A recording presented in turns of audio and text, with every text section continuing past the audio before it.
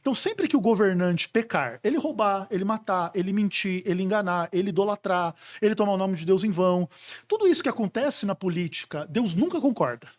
Deus nunca concorda, não, você é de direita, você é do meu partido, não, então tu pode roubar, ah não, pode matar o inimigo sim, não, não, pode tomar o meu nome em vão, ganha voto com o meu nome aí que não vai dar problema nenhum pra você não, sabe esse tipo de coisa? Deus nunca concorda com isso. E ele nunca concorda com isso com ninguém, nem de direita, nem de esquerda, nem de nenhum lado. Mas existe uma questão complexa, Guigo, que vamos dizer assim, que por causa da corrupção do governo, nós vamos agora eliminar o governo da face da terra. Muitos de nós, a gente pensa assim, ok, então nós vamos eliminar um problema. Tá bom. Aí você elimina o problema, só que aí você elimina o lado bom do governo. Interessante. Porque você não consegue eliminar só o lado ruim. Você não, por exemplo... Ele eliminou o governo, acabou. Exatamente, porque não é só assim, quando você elimina o governo, você elimina tudo. Você elimina tudo de ruim que ele faz, mas também tudo de bom. E a estrutura positiva de um governo, entre aspas, ela é importante em função de várias coisas. Por exemplo, tem a ver com a estrutura familiar. Lembra que é pai e mãe e tem criança? Então a criança está num nível abaixo que ela precisa do cuidado dos pais.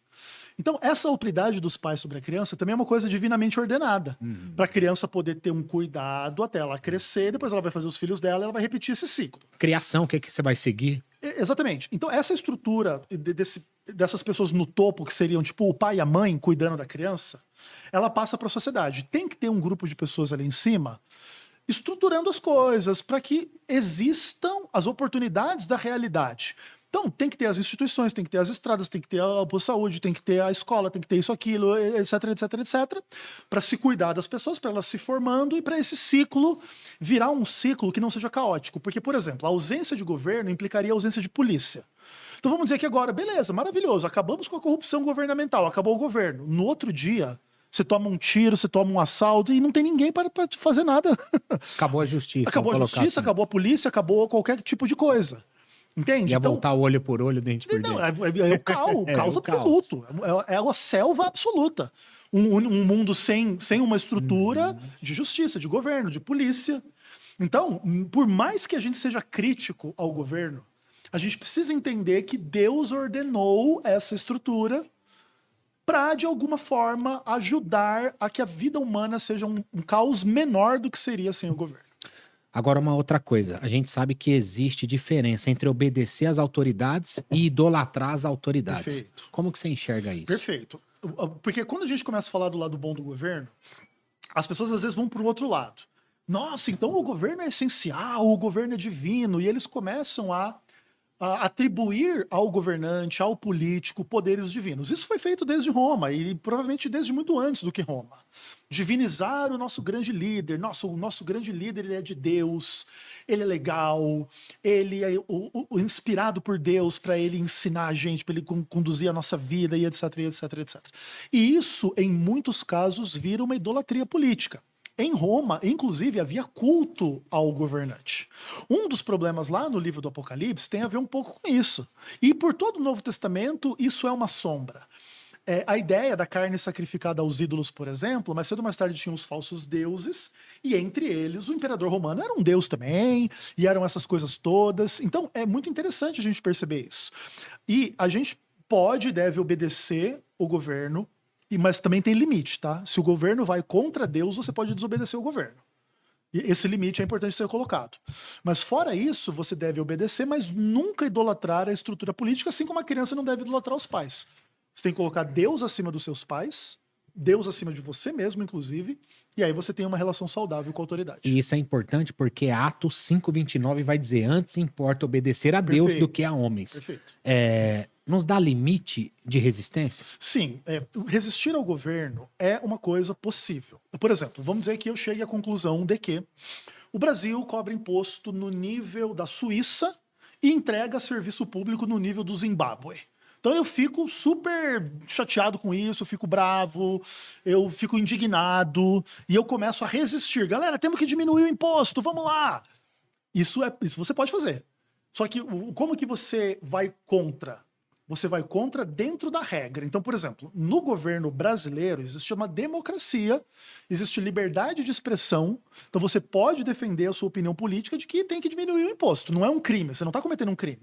Isso que você fala é ir pra rua, fazer protesto. Você pode ir pra rua, fazer protesto, você pode fazer abaixo-assinado, você pode votar em políticos que você acha que vão defender a causa de diminuir o imposto, você pode se organizar num partido político e dizer, ó, esse partido aqui é o seguinte, vou entrar no meu partido aqui tem que ser a favor da diminuição do imposto.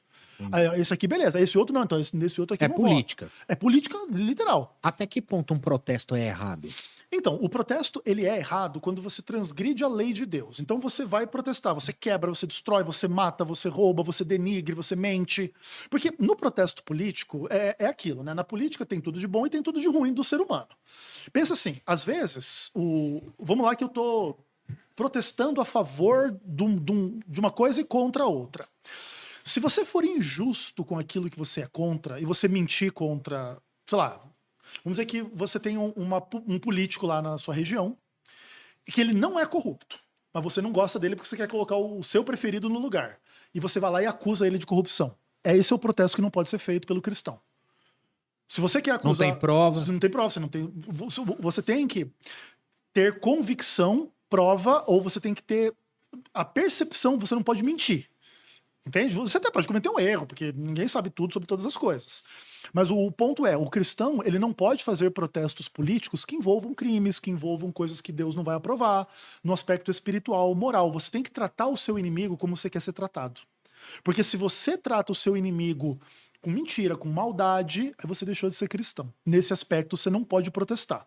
Mas se você tem um protesto legítimo, você pode protestar completamente. Você pode criar qualquer tipo de via que você puder para dentro da lei, dentro da ordem, tentar melhorar a realidade da Porque sua a vida. ideia sempre é melhorar, não causar divisão, não causar escândalo. A sua, né? Mas de outros pode ser que seja. Então, né? é isso que eu falo, porque a ideia nunca é essa, a ideia sempre é melhorar. Na teoria, né? Mas Sim. a gente sabe que a realidade...